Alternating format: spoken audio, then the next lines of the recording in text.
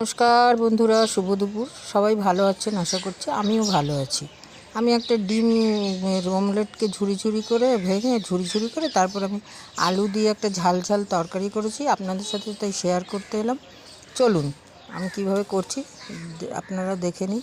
আমি প্রথমে দুটো ডিমকে ভেঙে তার মধ্যে অল্প একটু নুন দিয়ে এই যে ভেজে এরকম নেড়ে নেড়ে ঝুরি করে তুলে নিয়েছি। এর মধ্যে তেলের মধ্যে জিরে ফোড়ন দিয়েছি, তারপরে আলুকে এরকম ছোট ছোট করে কেটে নিয়েছি। একটু পেঁয়াজ বেশি দিতে এই তরকারিতে, কিছুটা কাঁচা লঙ্কাও দিয়েছি, টমেটো দিয়েছি এবং আদা গ্রেট করে দিয়েছি ও রসুনও কিছুটা দিয়েছি, যেটা পরে মুখে গোটা গোটা পড়বে।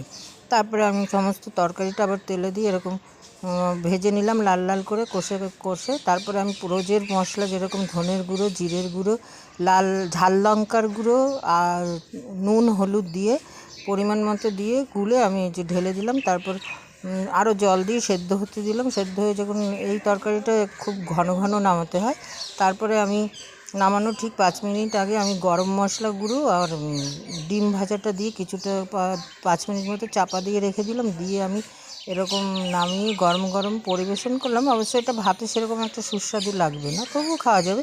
কিন্তু আপনারা রুটি পরোটা দিয়ে খেয়ে দেখুন, খুবই সুস্বাদু একটা তরকারি।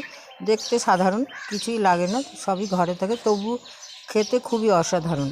আপনারা করে খেয়ে কমেন্টে বন্ধুরা আমাকে জানাবেন এবং ভিডিওটা সেভ করে রাখতে পারেন, পরে আপনারা দেখে দেখে করে নিতে পারবেন। আমার বাড়িতে তো এই তরকারিটা করলে রুটি পরোটা খুব তাড়াতাড়ি সবাই খেয়ে নেয়। আর আমার চ্যানেলটাকে সাবস্ক্রাইব করুন,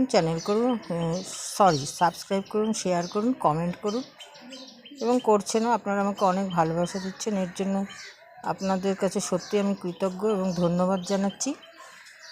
তাহলে করে খেয়ে দেখুন। এখন তাহলে আসছি, আবার আমার সঙ্গে অন্য একটা ভিডিওতে আপনাদের সঙ্গে দেখা হবে, পরিচিত হবে।